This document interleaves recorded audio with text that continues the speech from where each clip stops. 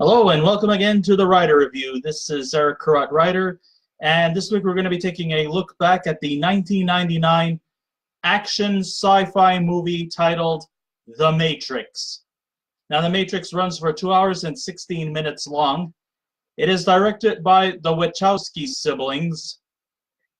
It is produced by Joel Silver.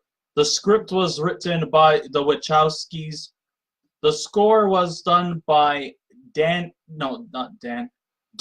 Davis. The cinematography was done by Bill Pope.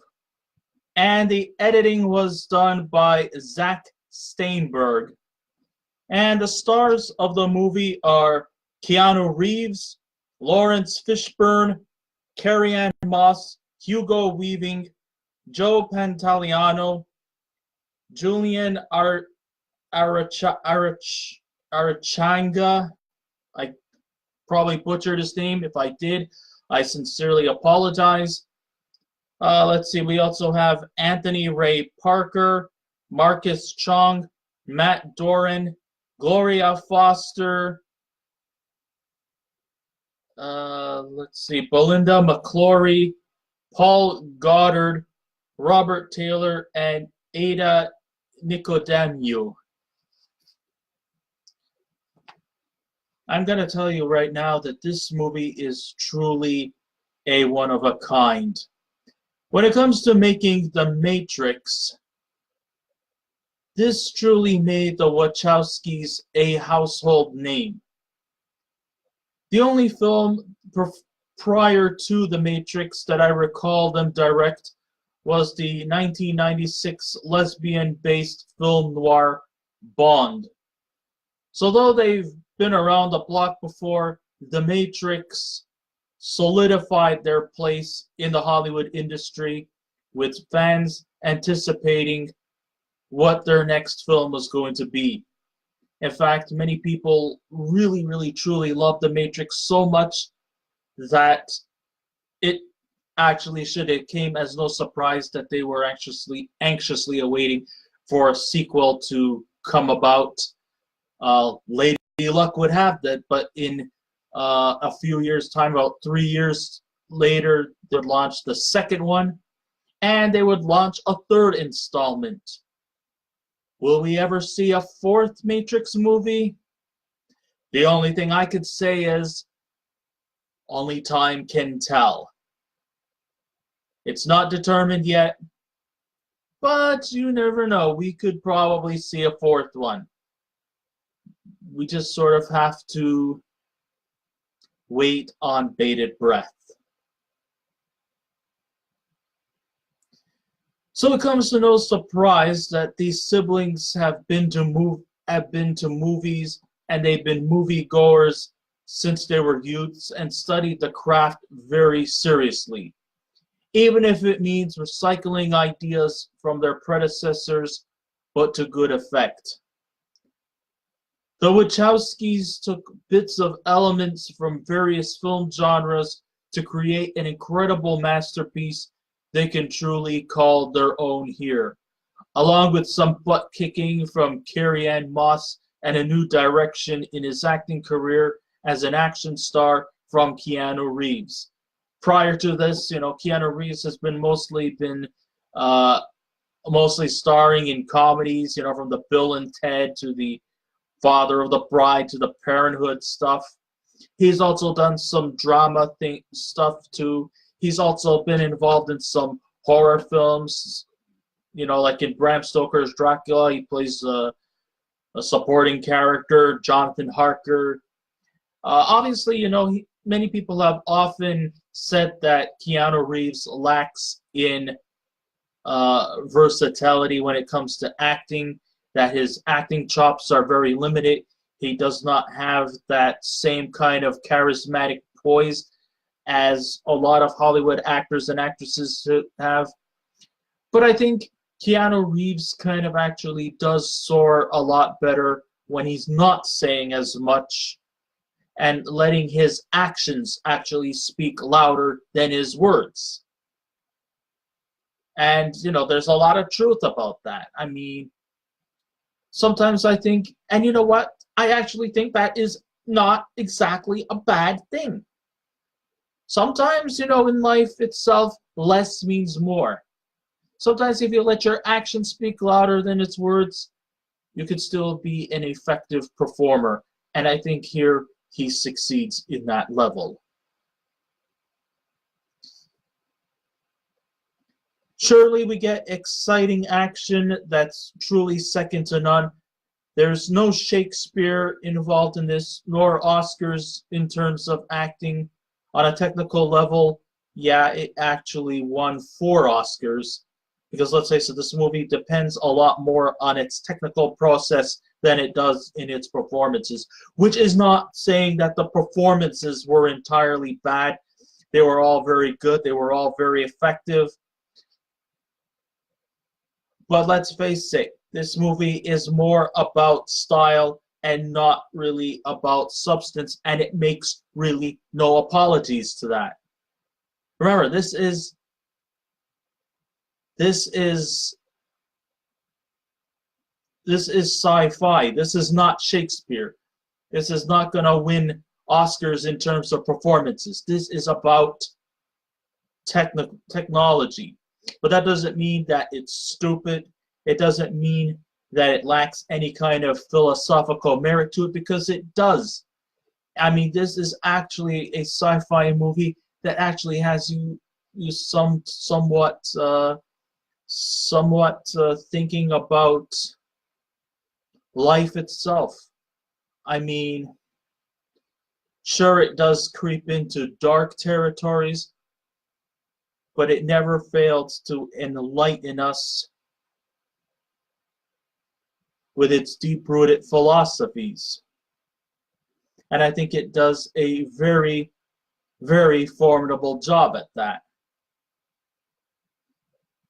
The Matrix is just an endless array of energetic, exciting science fiction, action, adventure that's both over the top in its delivery, and it also has an engaging story that's both surreal and riveting, and has a climax that will keep you invested the whole way through. Sometimes I often wonder and ask to myself, and I may have asked myself many times, is the world we live in much more darker than meets the eye? Is all this bright sunny skies and colorful rainbows really just some algorithm to describe the real horrors of what's underneath the surface? Are we all just part of this one dark dystopian atmosphere that's surrounding us, and that we're all just minions to this whole dark, grim atmosphere that's the reality of our world? That's kind of like what you get from this movie. And it really, really plants it in our heads and in our process of thinking. Is this brightness and this colorful atmosphere of our life really all that? Or is every element displayed here much more darker than we can think of? It does kind of make you wonder. It does give you a lot of things to think about. Maybe we are just little tiny spokes in the machine that runs the world, and that everything is just an illusion.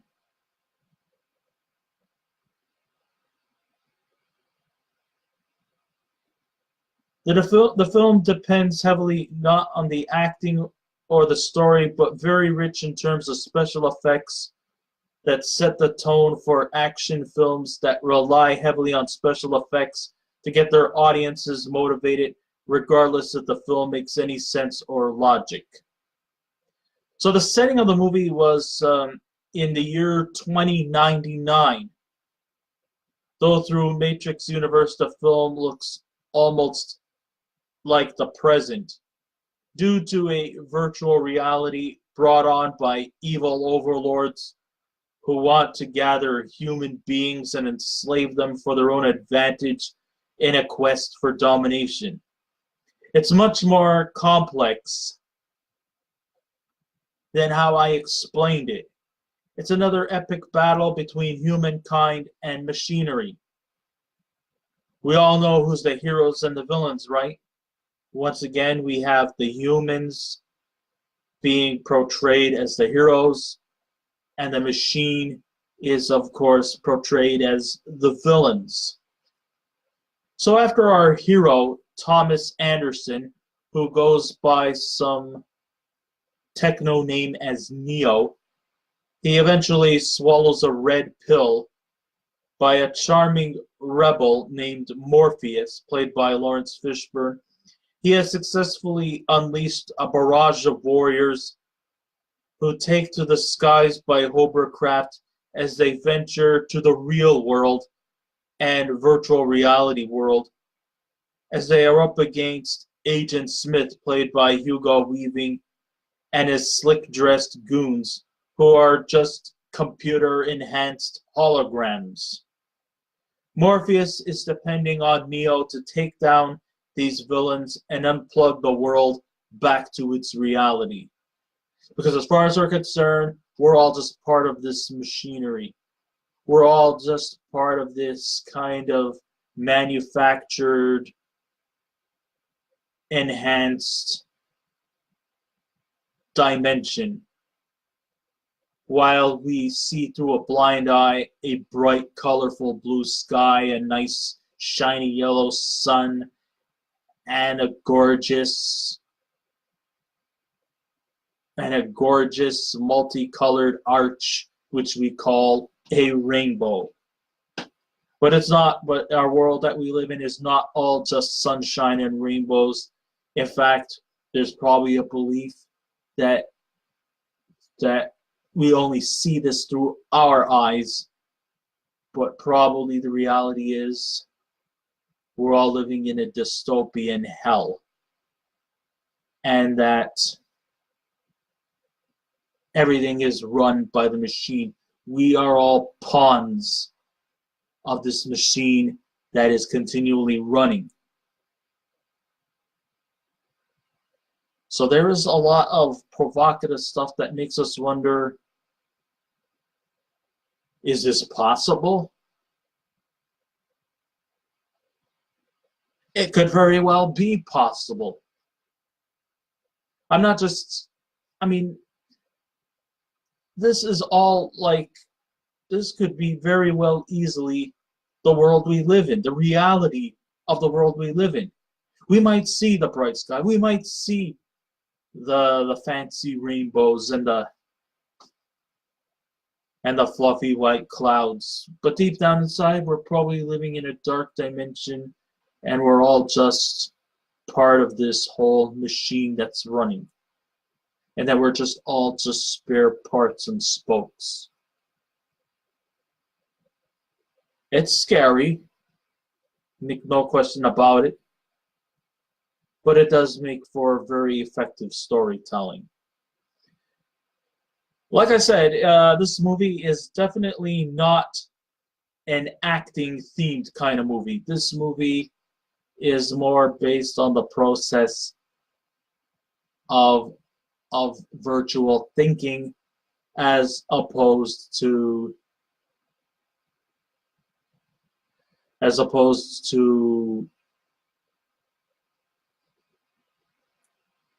in terms of acting or in terms of storyline. I mean, basically, we don't care whether the acting is good or bad, and we don't care too much if the story makes sense or much logic. But it does get you thinking. Even though I like to say that the acting was not at its peak, but I do have to say that the chemistry between Reeves and Fishburne is wonderful in sort of a teacher-student format. Thrown in, we have Trinity, who's played by Carrie-Anne Moss. She is also, great as a butt-kicking soldier.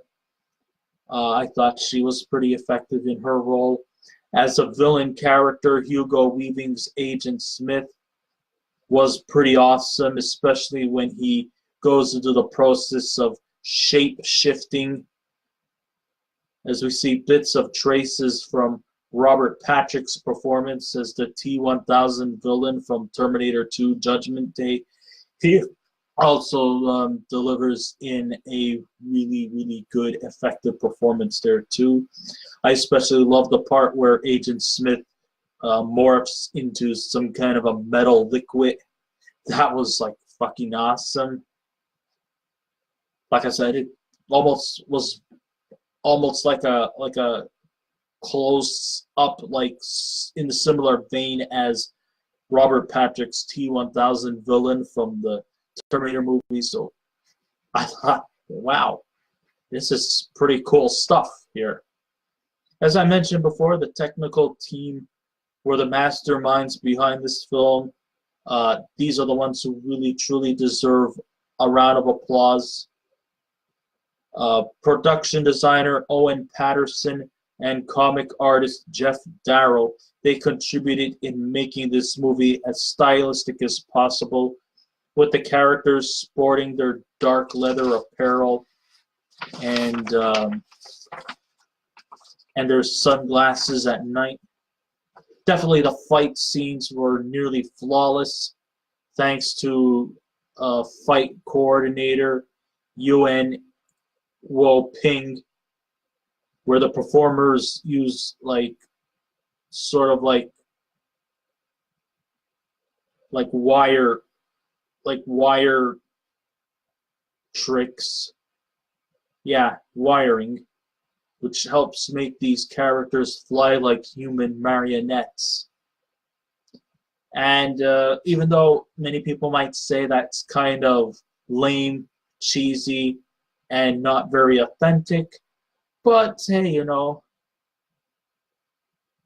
I gotta give credit where credit is due. I mean, the choreography and the fight scenes were very well executed. But when the smoke clears, it's clearly that the direction from the Wachowski siblings is who created an atmosphere that closes the end of the 21st century on a dark and cynical note. And this movie actually came at a time when I guess you could say there's a little bit of a level of irony as to when this movie came out. I mean, this movie came out in 1999.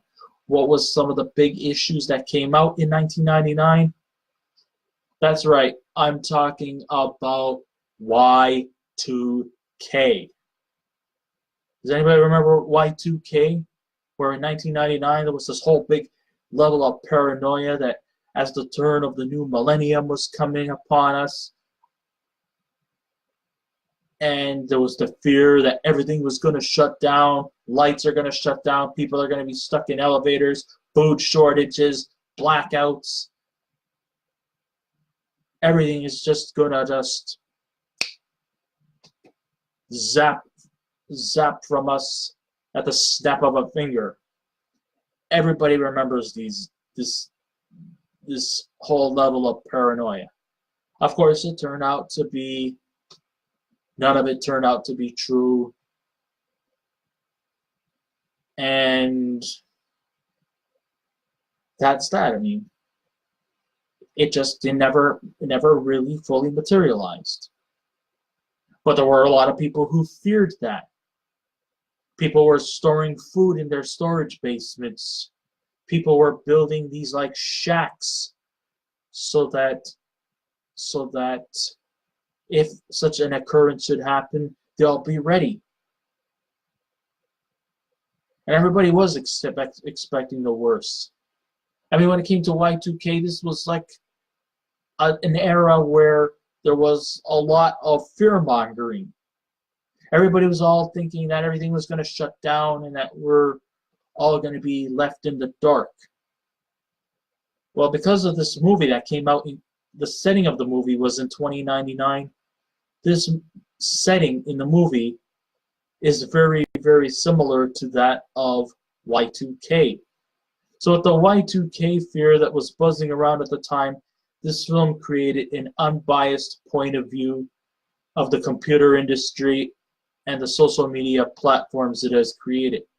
Like everything else, the age of the internet can be both a companion and a monster at the same time. And in some ways, that's kind of like what our reality is like. I mean, sure, it's more fun to read stuff from the net than just to pick up a book and read. And sure, it's more fun to socialize on social media than it is to have a long-term phone call. And sure, it's more fun to watch movies on a computer screen than it is to watch a show on TV. But at the same time, it's also can be like a metaphoric monster. I mean, it does. I mean, it does sort of brainwash us in several ways. Also, at the same time, it deprives us from actual face-to-face interactions. I mean, sure, we could put on a brave face when we're chatting online, but when we actually meet the person face-to-face, we're pretty much all afraid of each other, like in person. Oh, sure, online, we can interact and mingle all we want. But then when we see each other, like in the flesh, we almost practically don't know what to say to each other, or how to react, or how to respond. So it does deflate our social skills too. It also makes us so obsessive that we're practically zombies to our own devices, which means that we just can't go anywhere without a device, without a social media apparatus, be it a laptop, be it a phone, be it a tablet, be it a Kindle, or whatnot. We all just can't be without it. It's like a pet to us. It could be like a child to us. And although that may seem rather harmless, but the reality is that it actually does us more harm than good. I mean, I'm not saying that we should all just get off the grid, no, because that would be hypocritical on my part. Then these guys could probably end up saying, I'll get off the grid if you get off the grid, which I don't intend to anytime soon. But at the same time, and then this doesn't just account for everybody else, this accounts for me too as well. So this is not about being self-righteous or conceited or anything like that. But yes, in the reality world that we live in, we are practically brainwashed by our own devices. And maybe even I had fell under the radar too. So, like I said, I really don't have much to talk in terms of the reality of our lifestyles and the lifestyles that we put upon ourselves. We created our own monsters, and now we have to deal with them. Do we need to defeat them? No. But do we need to control them? That's a suggestion. But then again, it's just a little food for thought. It doesn't necessarily need to be, going into like deep scrutiny. Just something to think about. I'm just trying to think of some kind of philosophical way to end this review. So when all's said and done, I gotta say this movie definitely has the more style over substance movie, and it makes no apologies about it. The technical aspects are really good. The acting, though, like I said, not Shakespeare or maybe not Oscar worthy in terms of acting. Still, I thought the performances were good, not great. There was some great chemistry, especially from Keanu Reeves and Laurence Fishburne. This is where Keanu Reeves has kind of